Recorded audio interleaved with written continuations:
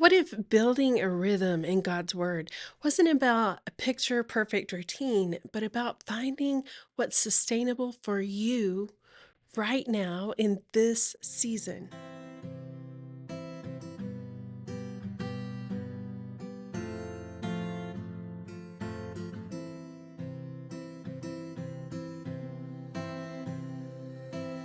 Hey there, friend, and welcome to Beneath the Fig Tree. I'm Rose, and I'm so glad that you're here, like, really, really a lot. And right now, we're in a special season called the 119 Bible Bootcamp. And that's where Psalm 119 is our treasure map into God's Word. And today, we're going to be exploring what it means to build a sustainable rhythm in your Bible study. We've all been shown this picture perfect version of a quiet time where we wake up an hour before everybody else in the house. You have your coffee ready. You sit in that same Instagrammable spot with your Bible, your journal, your highlighters lined up, all the things. There are no distractions in the room. And then you read for an hour and you journal some perfect insights and then you pray. Preferably on your knees and your hands folded, your eyes closed, your head bowed. And of course, the reading plan with the boxes that you check off as you go. Can that work? Absolutely. Please, please hear me. I am in no way knocking that scene. Some of my own sweetest encounters with God over the years have looked just like that. Well, minus the, the reading plan and the checklist, because for some reason, those never really did it for me. But is it the only way? Not at all. In fact, for many of us in many seasons of our life, it's not even realistic. And even more important, this isn't about routines, it's about relationship. We don't connect with our friends and family by using check boxes, and God doesn't want us to approach Him in that way either. Before we dive into why sustainability matters, let's pause for just a moment and talk about what I mean by sustainable.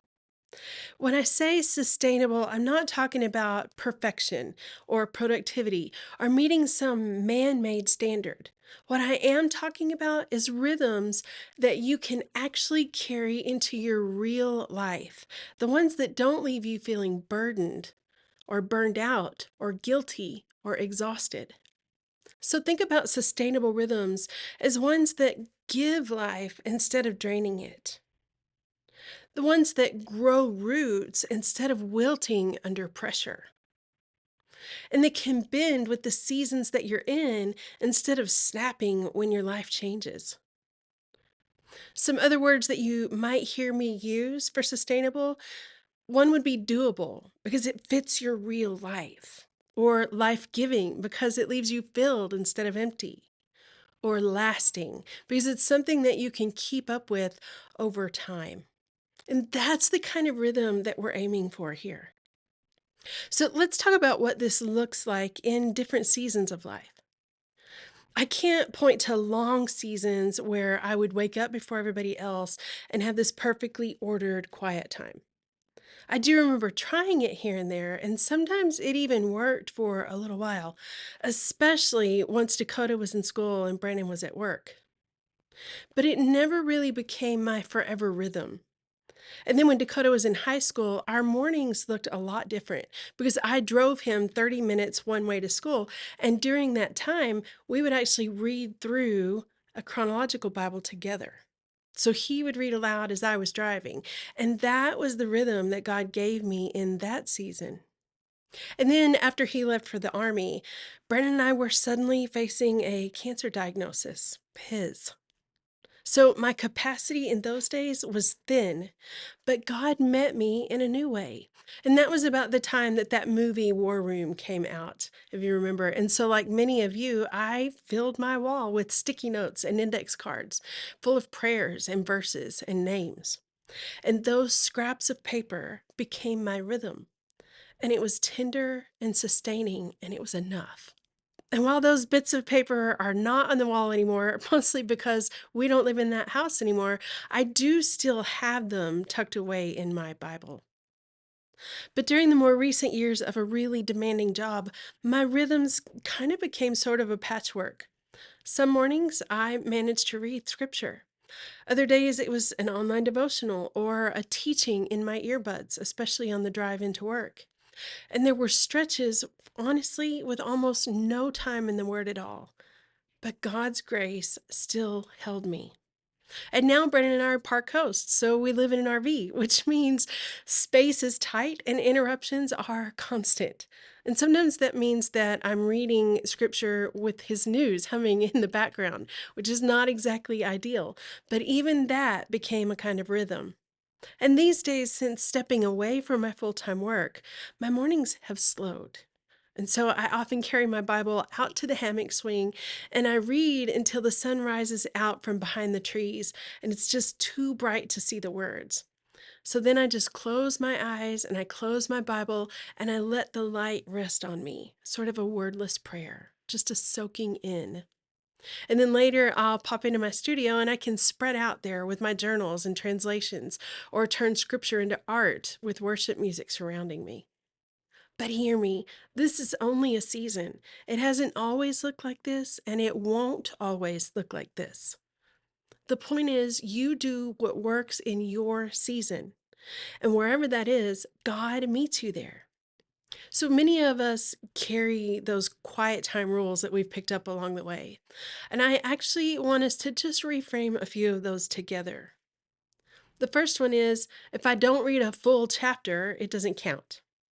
The truth, God's word is alive, and even one verse can speak to you.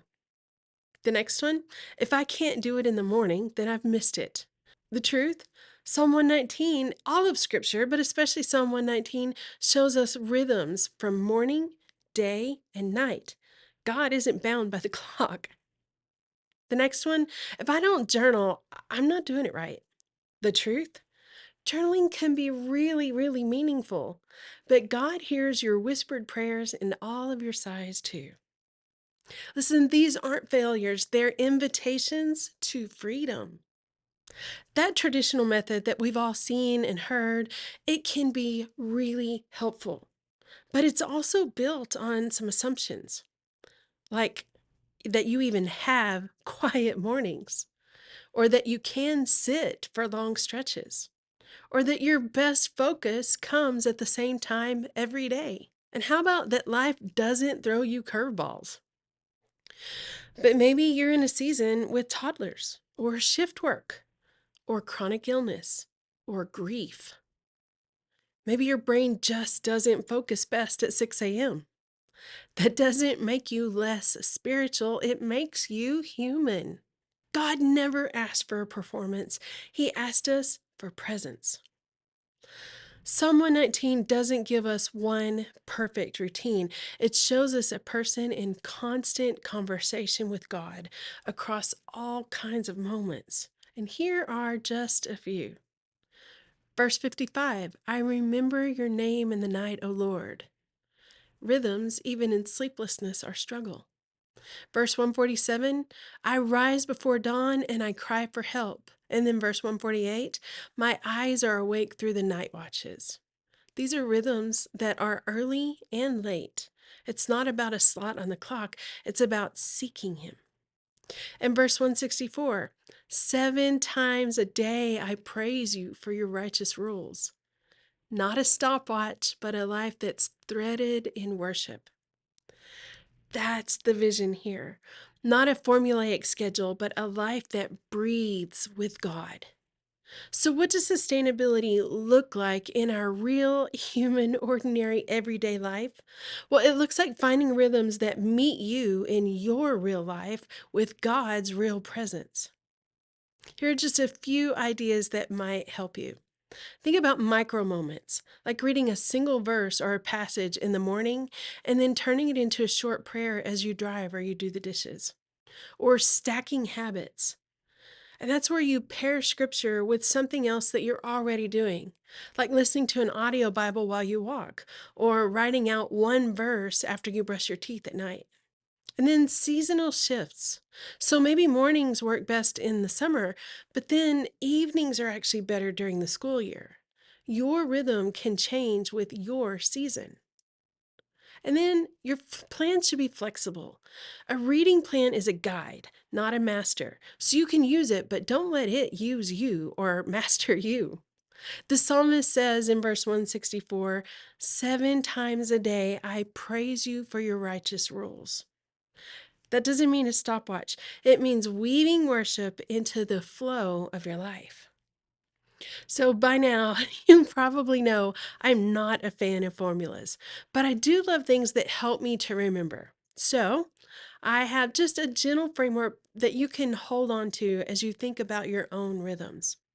The first, is it rooted? Does it connect you to God's word? Like the times when I was driving Dakota to school and he was reading scripture to me, it kept us both actually rooted in scripture for that season. The second, is it realistic?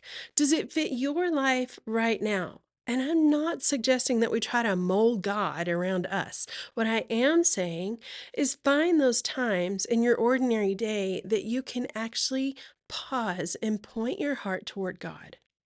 So the example here is that prayer wall while we were going through Brandon's cancer journey and all the doctor's appointments.